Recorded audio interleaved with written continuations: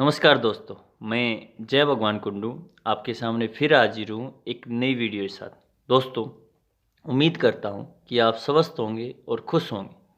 तो दोस्तों, आज की वीडियो में हम आपको बताएंगे कक्षा 9वीं सामाजिक विज्ञान की जो बुक है भूगोल, उसका अध्याय 2 भारत का भौतिक स्वरूप की महत्वपूर्ण नोट्स की जानकारी आपको देंगे। दोस्तों, अगर अब तक आपने ओम ज्ञान कुंडू को सब्सक्राइब नहीं किया तो कर दीजिए ताकि आपको आने वाली वीडियो की जानकारी प्राप्त हो सके। तो सबसे पहले हम बात करते हैं भारत का भौतिक विभाजन की। तो इसमें अगर देखा जाए, इसको अच्छी तरह समझ लें, लगभग मेरे हिसाब से आधा चैप्टर आपको अच्छी तरह आ जाएगा। तो भारत का भौतिक जो विभाजन है, उत्तरी पर्वत, मैप भी साइड में दे रखा है, उसमें भी देख सकते हैं। उत्तरी मैदान, प्रायद्वीपीय पठार, रेगिस्तान, तटीय मैदान और द्वीप समूह। तो बारी बारी से करते हैं, एक करके हम सबसे पहले उत्तरी पर्वत की बात करते हैं। तो उत्तरी पर्वत जो 3 भागों में बटा हुआ है, हिमालय, ट्रांस हिमालय, पूर्वांचल हिमालय। तो हिमालय जो है, जो आपके सिलेबस से संबंधित हिमालय मेन तौर पे हिमालय, हिमाद्री, हिमाचल और शिवालिक, ये 3 भागों में बटा हुआ है। ट्रांस हिमालय, जस्कर, लद्दाख और कराकोरम। और पूर्वांचल जो हिमालय है वो 4 भागों में बटा हुआ है, मिसमी, गारो, पटकोई और मिजो।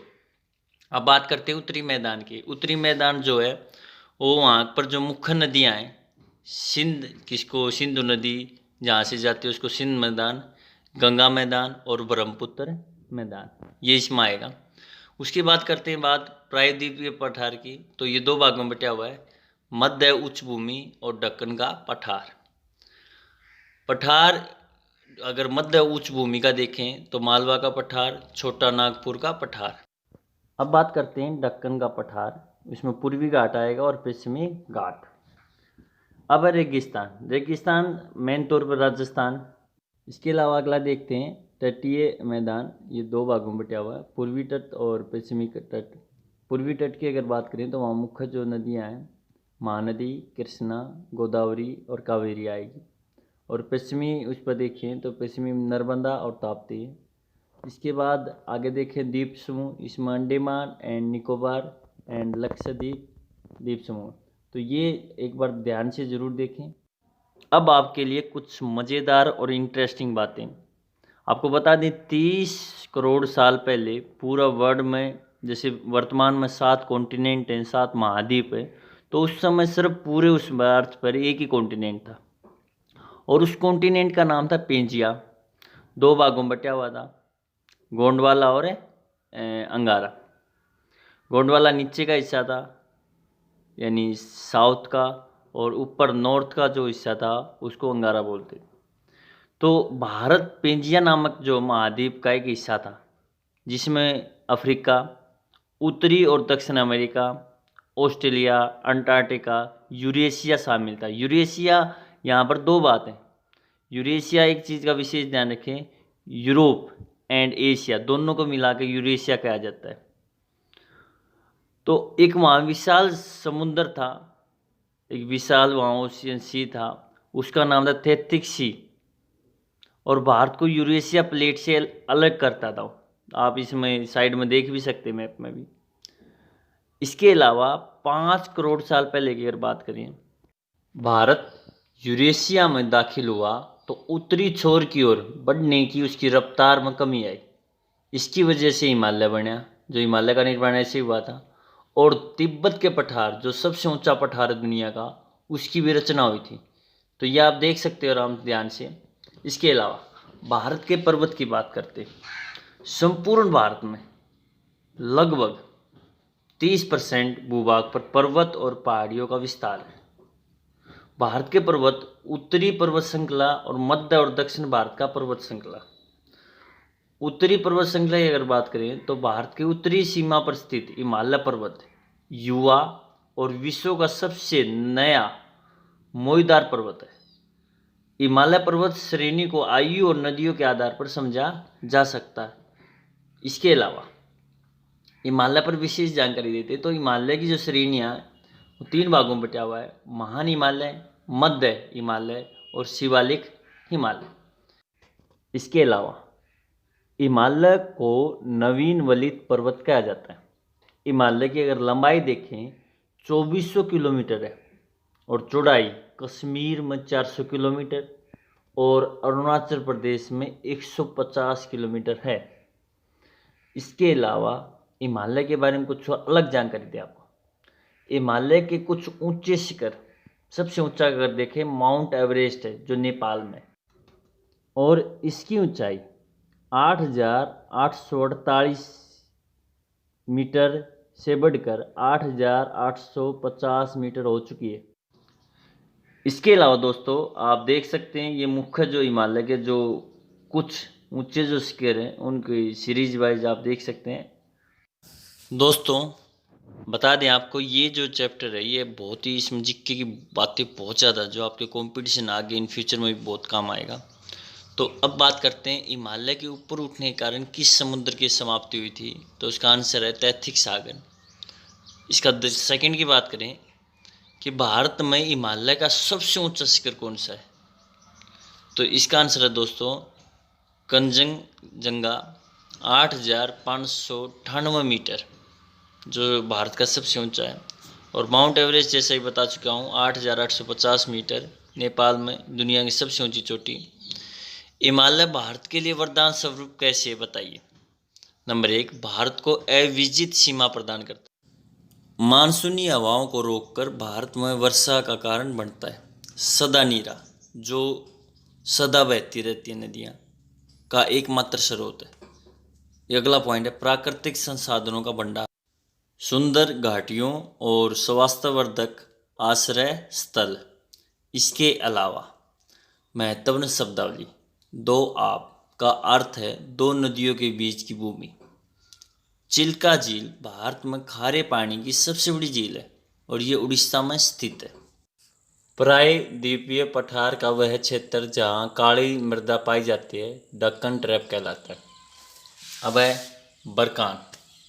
मरुस्थलीय यानी रेगिस्तान जो भागों में अर्ध चंद्राकार बालू का जो टीला होता है, जो बहुत सारा रेत इकट्ठा हो जाता है, उसको बरकान कहा जाता है। भारतीय मरुस्थल क्षेत्र की सबसे बड़ी नदी जो लूनी है और भारत का एकमात्र सक्रिय ज्वालामुखी अंडमान एंड निकोबार द्वीप समूह के बैरम द्वीप पर स्थित है। इसके अलावा प्लेटों की गतियों को सामान्यतः कितने वर्गों में विभाजित किया जा सकता है, व्याख्या भी कीजिए। प्लेटो गतियों को सामान्यतः 3 वर्गों में विभाजित किया जा सकता है। नंबर 1, अभिसारी परिसीमा। प्लेटों का एक दूसरे के निकट आना, जिसके कारण वे या तो एक दूसरे टकराकर या टूट जाती हैं या फिर एक प्लेट दूसरे प्लेट के नीचे आ सकती है। अपसारी सीमा, प्लेटों का एक दूसरे से दूर जाना। रूपांतरण, इसमें वर्टिकल जो दिशा है उसकी तरफ होता है। इसको इंग्लिश में ट्रांसफॉर्म जो बाउंड्री भी कहा जा सकता है। तो ये हैं 3 जो प्लेटों की जो गतियाँ हैं। एक बार फिर रिपीट कर दूँ मैं, अभिसारी, अपसारी और रूपांतरण। इसके अलावा दोस्तों आपको और जानकारी दें, अरब सागर के द्वीप समूह और बंगाल की खाड़ी के द्वीप समूह, इन अंतर बताइए। तो इसमें आप पढ़ सकते हैं, इसको ध्यान से देख सकते हैं। तो अरब सागर के जो द्वीप समूह, लक्ष्य द्वीप और मिनकॉय द्वीप शामिल है उसमें। और ये पूरा द्वीप समूह 11 जो चैनल द्वारा 2 भागों में बटा हुआ है। उत्तर में अमीनो द्वीप और दक्षिण में कनारोड द्वीप। अरब सागर में कुल 36 द्वीप है। 36 प्रकार की जातियाँ कही जाती हैं और 36 का आंकड़ा मतलब एक दूसरे से दुश्मनी होना। इसके अलावा बंगाल की खाड़ी की भी बात करें तो वहाँ भी 2 हैं मेन, उत्तर में अंडमान और दक्षिण में निकोबार। इसके अलावा दोस्तों बंगाल की खाड़ी द्वीप समूह में लगभग 572 द्वीप है और द्वीप होता है आइलैंड, मतलब कि इसके चारों तरफ पानी होता है। तो दोस्तों आपको बता दें, ये जो द्वीप समूह हमने बात की है, इतना ही आपने लिखना कि इसके कितनी हमने इसके बारे में बातें की है। इसके अलावा अंडमान और निकोबार का नामकरण। अंडमान शब्द मलयालम भाषा के आंदुमन से आया, जो हिंदू देवता हनुमान के नाम का परिवर्तित रूप है। निकोबार शब्द भी इसी भाषा से लिया गया, जिसका अर्थ है नगन लोगों की भूमि से होता है। जापान ने 8 नवंबर 1943 को अंडमान निकोबार द्वीप समूह सुभाष चंद्र बोस की नेतृत्व वाली अस्थायी सरकार को सौंप दिया था। नेताजी स्वयं इन द्वीपों पर आए और वे अंडमान का नाम इन्होंने शहीद द्वीप और निकोबार का इन्होंने स्वराज द्वीप रखा था। 23 दिसंबर 1945 को स्वतंत्र भारत का झंडा इन्हीं द्वीपों पर फहराया गया था। तो ये है जानकारी अंडमान और निकोबार के जो नामकरण की जो जानकारी, विशेष जानकारी। इसके अलावा हिमालय क्षेत्र और प्रायद्वीपीय पठार में क्या अंतर है। हिमालय क्षेत्र की बात करें तो विश्व के सर्वाधिक ऊंचे पर्वत और गहरी घाटियों से मिलकर बने हैं। इनमें अगर देखें इंडो ऑस्ट्रेलियाई प्लेट और यूरेशियन प्लेट में टक्कर के कारण बने हैं। ये हिमालय जो बने हैं टल सती चट्टानों से बना है।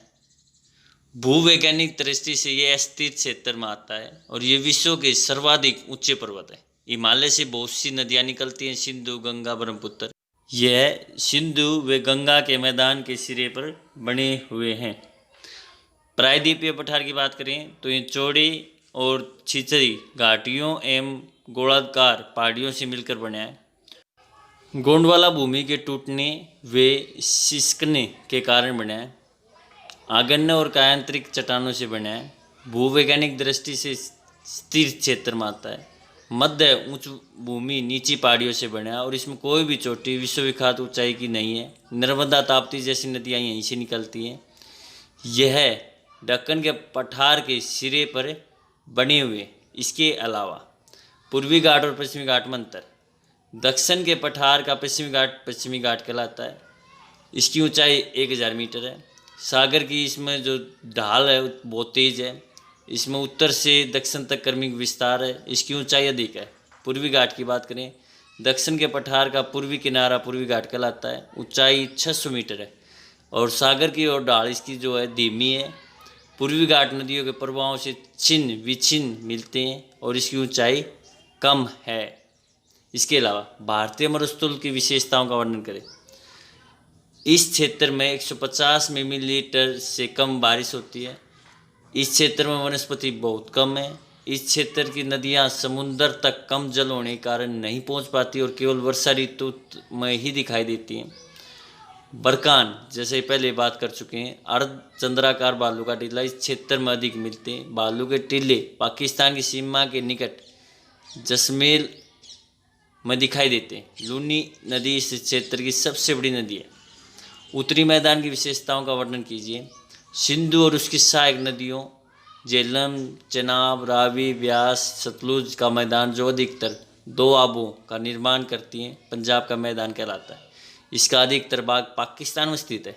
गंगा, चिस्ता आदि नदियों के बीच स्थित मैदान गंगा के मैदान से जाना जाता है। इस क्षेत्र में भारत के राज्य हरियाणा, दिल्ली, उत्तर प्रदेश, बिहार, झारखंड के कुछ भाग और पश्चिमी बंगाल आते हैं। ब्रह्मपुत्र का क्षेत्र का विशेषकर असम का मैदान कहलाता है। तो दोस्तों आज के लिए इतना ही।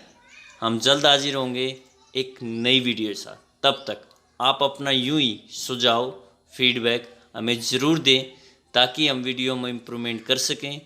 पूरी वीडियो देखने के लिए आपका बहुत बहुत धन्यवाद। नमस्कार, प्रणाम, जय हिंद, जय भारत, जय हरियाणा।